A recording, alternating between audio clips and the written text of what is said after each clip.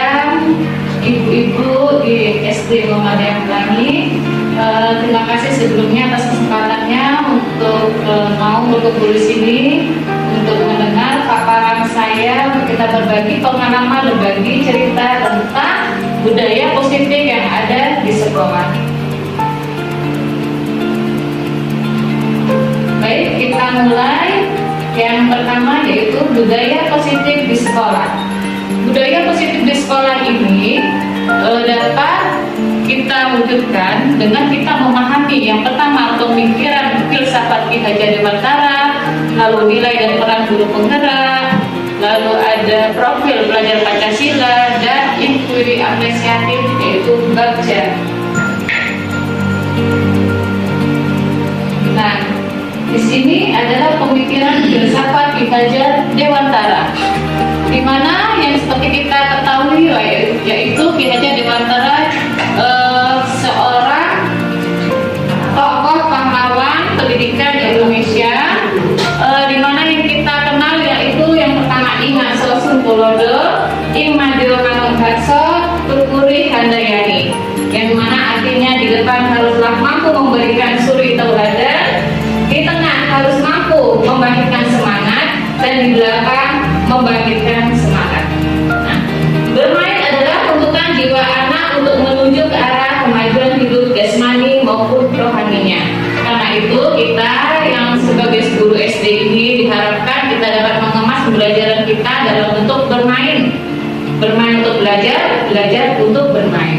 Nah, PR-nya ini untuk guru-guru kelas atas bagaimana mengemas pembelajaran, tidak hanya mengejar materi, tapi mengemas pembelajaran menjadi menyenangkan. Anak bukanlah kertas kosong. Anak ibarat kertas buram yang sudah ada goresan tinta di dalamnya.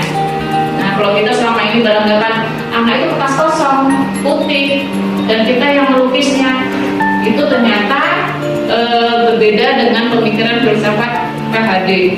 Menurut beliau, anak itu adalah kertas buram, di dalamnya sudah ada coretannya, tinggal kita menebalkannya.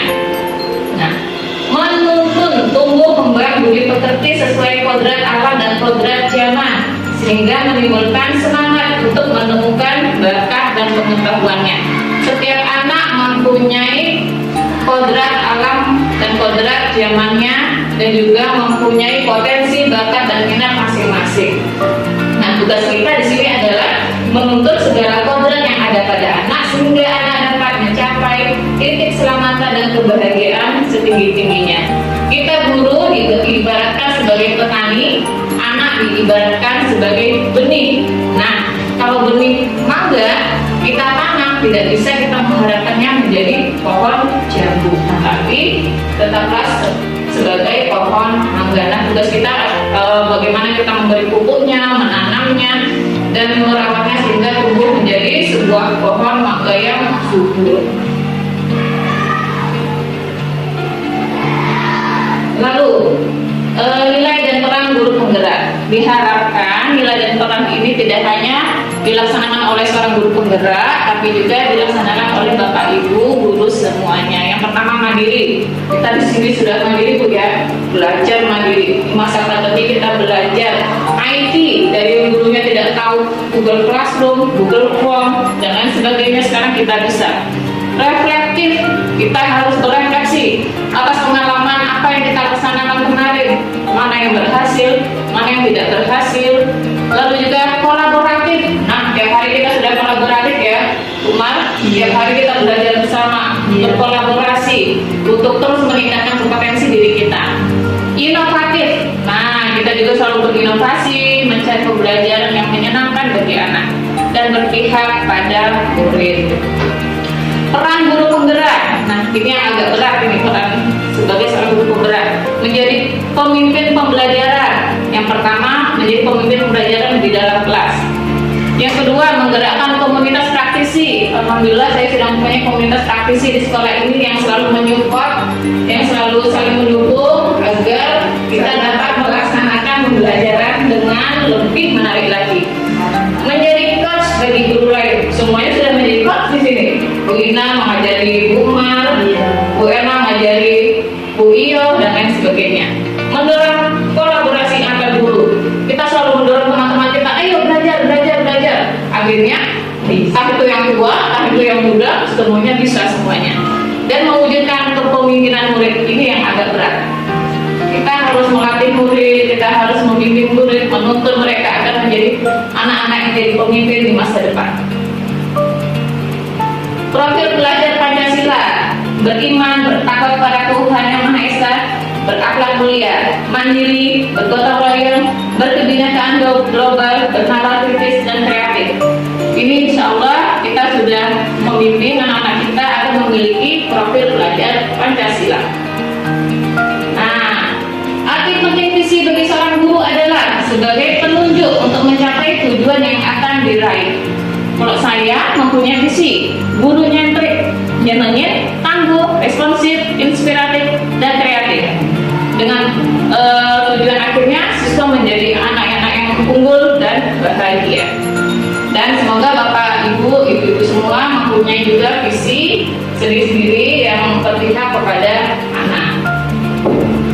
Nah, untuk mewujudkan visi itu dapat dilakukan dengan IR, Inquiry Apresiatif, yang merupakan sebuah pendekatan manajemen perubahan yang berfokus pada kekuatan yang dilakukan dengan 5 tahapan. Bab J. B. Buat pertanyaan awal. A. Ambil pelajaran. G. Gali mimpi. D. Jabarkan rencana. A. Atur eksekusi. Nah, ini disingkat dengan bab J. Nanti nama-namanya akan saya berikan contoh di belakang. Nah, budaya positif di sekolah. Ya, yang pertama, disiplin positif. Ini adalah perubahan paradigma yang diharapkan oleh Bapak Menteri dapat kita laksanakan sebagai seorang guru di masa kini. Disiplin positif tujuannya apa? Untuk menciptakan anak-anak yang memiliki disiplin diri sehingga mereka bisa berperilaku dengan mengacu pada nilai-nilai kebajikan universal dan memiliki motivasi intrinsik. Berarti disiplinnya itu dari dalam diri mereka masing-masing. Bukan mereka takut dengan peraturan atau tata tertib, tapi mereka sadar dengan disiplin dari diri sendiri. Lalu peraturan atau tata tertib yang ada diharapkan diganti menjadi sebuah keyakinan atau kesepakatan kelas. Nah, ini yang sudah saya praktekkan di kelas saya. Lalu hukuman itu diganti menjadi sanksi atau konsekuensi. Bedanya apa?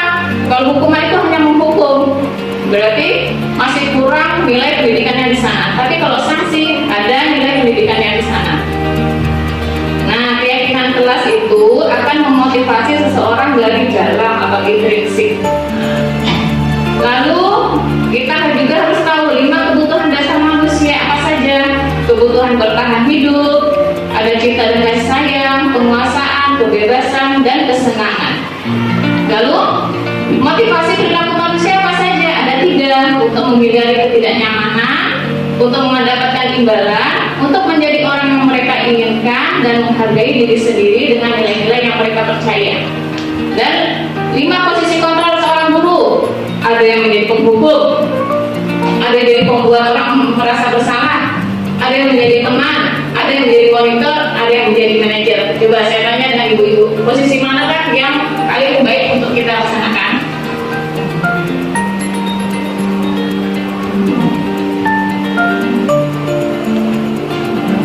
Ambil panduan.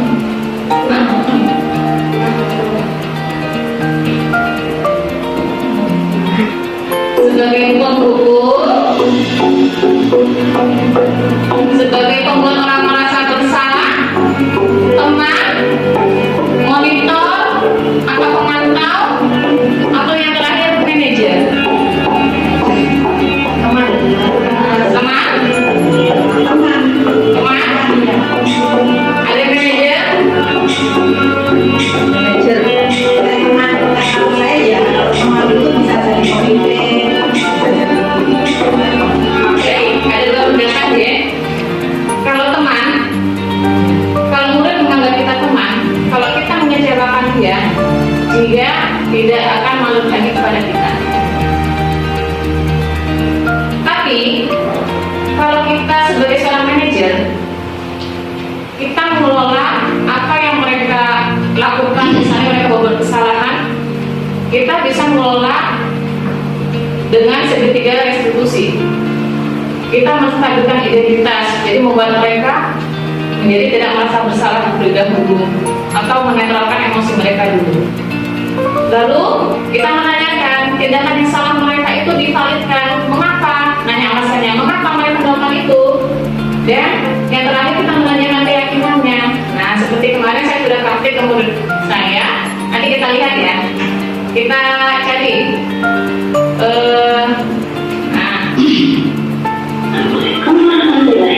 Coba kita lihat nanti.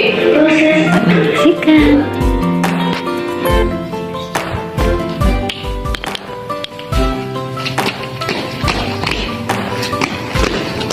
Askia, itu maskernya dipakai dong. Nggak mau? Ayo sini, Ibu bilangin ya. Baik, Bu Guru juga pernah loh tidak pakai masker kayak Askia. Tapi Ibu mau tahu apa sih alasanmu kok tidak mau pakai masker? Sumpah. Oke, kamu boleh mempertahankan sikapmu itu, tapi lebih baik jika ditambahkan dengan sikap lain yang lebih baik. Kamu ingat tidak sih kita punya kesepakatan kelas dulunya? Ingat tidak? Enggak. Itu loh kesepakatan tentang cara kita belajar di saat pandemi seperti ini. Ingat tidak? Apa? Kalau misalnya berangkat sekolah harus apa? Ingat tidak? Iya, cuci tangan. Terus apa lagi? Nah, ingat kan? Nah, sekarang apa yang akan kamu lakukan? Iya, memakai masker. Bagus, sekarang dipakai dong maskernya. Nah, cantik deh. Maskernya warna pink, ada gambarnya Hello Kitty. Nah, sekarang Ibu mau tanya, Askia punya nggak sih bayangan kita tuh nanti sekolahnya tuh maunya yang seperti apa? Mau seperti dulu nggak? Iya kan? Enak kan? Sekolah sama teman-teman, belajar sama bu guru, sama teman-teman. Mau kan?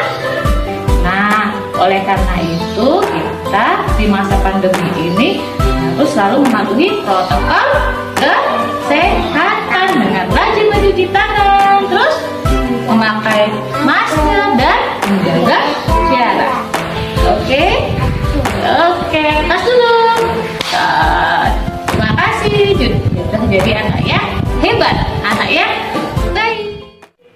Dari video yang saya tayangkan tadi, coba kita simak. Kebutuhan dasar dari Askia tadi apa yang mau dipenuhi? Kira-kira?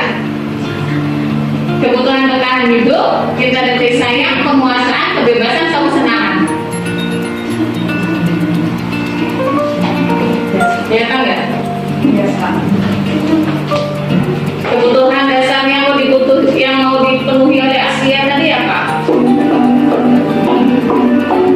Yang sini.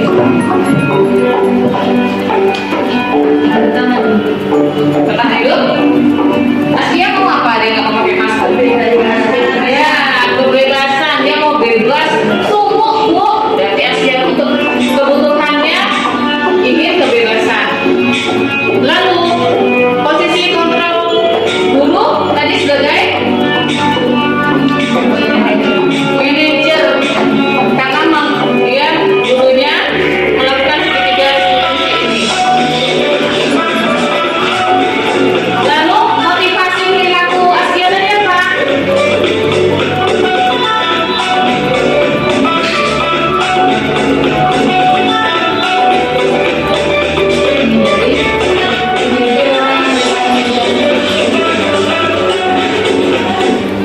Ya, motivasinya akhirnya yang terakhir adalah untuk menjadi orang yang mereka inginkan dan menghargai diri sendiri dengan nilai yang mereka percaya. Nah, tapi kalau misalnya kita tidak punya waktu untuk melakukan segitiga restitusi ini, apa yang dapat kita lakukan?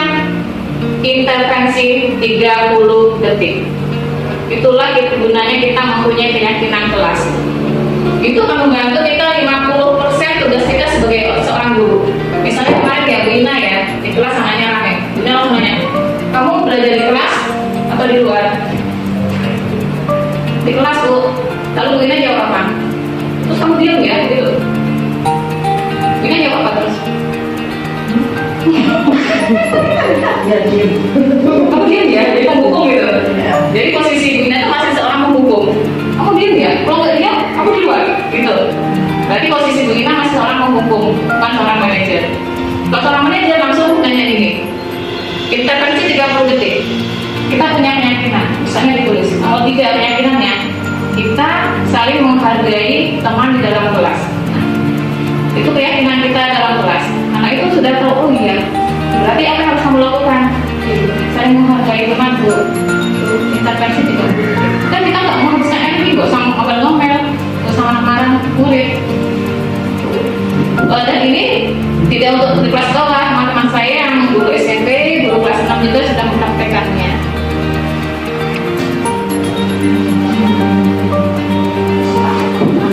Kesepakatan atau keyakinan kelas. Nah, ini tadi yang bab C itu saya buat seperti ini, buat pertanyaan. Nanti ke anak-anak kita bertanya, kelas apa sih yang kalian impikan? Ambil pelajarannya. Apakah kalian mau jika sesuai di kelas kita berbuat seenaknya? Lalu dari mimpi mereka, apa yang bisa kita lakukan untuk mewujudkan kelas impian kita? Lalu jabarkan rencana. Langkah apa saja yang dapat kita lakukan untuk mewujudkan kelas impian kita? Oh, misalnya buat keyakinan kelas. Nah, cara membuat keyakinan kelas itu setiap anak dikasih kertas, menuliskan keyakinan mereka. Misalnya mau pakai masker di kelas, saya menghargai teman, datang tepat waktu, mengerjakan tugas, lalu ditempel di sebuah karton besar dan ditandatangani oleh seluruh siswa yang dalam kelas. Berarti mereka menyetujui itu sebagai kesepakatan atau keyakinan kelas mereka. Dan E dan A yang terakhir, atur eksekusi. Kapan kita akan mulai untuk melaksanakan rencana tersebut? Di awal kegiatan tatap muka. Nah, dukungan yang saya butuhkan, dukungan yang kita butuhkan dari siapa aja? Dari siswa, kepala sekolah, guru-guru yang ada di sini, orang tua, komite, PLM, PCM, masyarakat, pengawas, kepala UPT, lembaga sekolah ini dan dinas pendidikan. Nah, yang terakhir, saya mau memaparkan atau menayangkan hasil praktek saya dalam melaksanakan keyakinan kelas. Assalamualaikum warahmatullahi wabarakatuh. Waalaikumsalam warahmatullahi wabarakatuh. Selamat pagi anak-anak. Selamat pagi Bu. Apa kabar anak-anak hari ini? Alhamdulillah. Senang nggak sekolah? Senang ketemu sama bu guru, ketemu teman-teman di kelas kita. Kelas apa namanya? Kelas 1 Al-Baqarah. Baik, sebelum kita memulai pelajaran, mari kita berdoa terlebih dahulu. Ayo, posisi duduknya yang bagus, tangan di atas meja, kita berdoa. Bismillahirrahmanirrahim. Nah, anak-anak, supaya kita dapat bersekolah dengan tenang, dengan rasa yang nyaman, maka kita harus mematuhi protokol kesehatan. Bagaimana caranya? Waktu datang ke sekolah tadi ngapain? Mencuci tangan, lalu dicek suhu badannya. Kalau yang badannya panas, yang lagi sakit, batuk, pilek, tidak usah sekolah dulu, belajarnya dari rumah, ya. Lalu kita harus memakai masker. Ayo, hidungnya ditutup, terus tuh dinaikkan lagi. Nah, biar kita terjaga selalu kesehatan kita. Nah, anak-anak ini sudah saling kenal belum ya? Belum? Tahu nggak? Gurunya siapa namanya? Bu Jita Triarini. Nah, kalau teman-temannya sudah kenal belum? Belum? Ya, nanti kita kenalan ya. Nah, Bu Jita kemarin sudah tapi lewat online. Ya, kita belajarnya daring, dalam jaringan. Lihat guru-gurunya lewat apa? Lewat YouTube, sama lewat Google Meet. Ya, sama kemarin ketemu pas foto. Nah, sekarang kita bisa ketemu di sekolah, belajar di sekolah setiap hari apa? Senin sama apa? Kamis. Ya. Baik, biar kita kenal sama temennya. Ayo kita perkenalkan dulu. Dari ujung namanya siapa? Nah, coba. Halo teman-teman, perkenalkan nama saya Lida. Ayo, kenalan sama teman-teman. Ya. Halo teman-teman. Nah, ayo. Halo teman-teman, ke belakang. Halo teman-teman. Namanya Rafa. Ini siapa? Hari ini hari pertama kita belajar di sekolah. Sebelum kita memulai pelajaran, Ibu akan mengajak anak-anak untuk membuat kesepakatan kelas. Apa itu, Bu? Kesepakatan kelas adalah suatu kesepakatan yang isinya berisi nilai-nilai kebajikan atau kebaikan yang kita yakini. Nah, Ibu akan membagikan keyakinanku. Ya, nanti ditulis nama pendek aja. Misalnya Nida Jihan, bisa kan tulis namanya? Bisa. Nanti kita tulis keyakinanmu apa? Misalnya keyakinannya harus pakai masker, harus sopan misalnya. Terus apa lagi? Rukun. Apa lagi? Tahu nggak? Nah, mencuci tangan. Apa lagi? Tahu? Apa lagi? Apa? Misalnya tepat waktu. Nah, yuk sekarang keluarkan alat tulisnya. Silakan ditulis. Lagi. Tulis dulu namanya.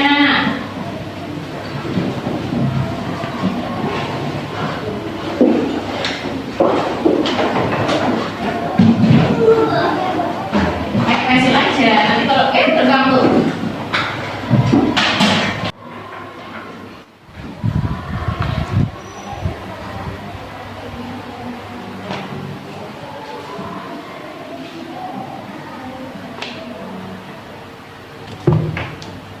Yuk gantian. Rapi ya. Nah, oke. Nanti gantian. Dari kesepakatan kelas kita ada berbagai macam keyakinan yang sudah ditulis sama teman-teman. Ini adalah kesepakatan kelas dari kelas 1 Abu Bakar As-Siddiq. Antara lain sopan, mencuci tangan, rukun, memakai masker, menjaga jarak, santun, tepat waktu, baik sama teman, membantu teman, apalagi ya, saling menghormati, buang sampah di tempat sampah. Nah, itu adalah keyakinan-keyakinan yang baik dari anak-anak kelas 1 Abu Bakar As-Siddiq. Demikianlah contoh pelaksanaan budaya positif yang saya lakukan di kelas saya. Monggo jika ibu ada pertanyaan atau tanggapan, saya persilakan. Bu Ina atau Bu Puspita? Bu Puspita? Bu Ina? Terima kasih sekali kita kebiasaannya sangat membantu, sangat menginspirasi guys. Jadi untuk saya kelas atas, insya Allah akan saya praktekkan untuk anak-anak supaya memudahkan saya untuk mengelola kelas selanjutnya. Terima kasih. Terima kasih Bu Ina atas tanggapannya. Siapa lagi yang mau memberi tanggapan? Bu Tina? Terima kasih atas kesempatannya. Setelah melihat contoh pelaksanaan budaya positif di sekolah tadi, menginspirasi saya untuk mempraktekannya, terutama di kelas bawah. Semoga bisa terlaksana dengan baik. Terima kasih. Ya, terima kasih sekali atas tanggapan, atas waktunya dari ibu sekalian untuk saya memaparkan dan memberi contoh tentang penerapan budaya positif di sekolah. Semoga kedepannya kita dapat menciptakan sekolah kita SD Muhammadiyah Pelangi ini menjadi sekolah yang mempunyai budaya positif, mempunyai anak-anak yang berkarakter, berprofil Pancasila. Amin. Ya, dari saya, wassalamualaikum warahmatullahi wabarakatuh. Waalaikumsalam.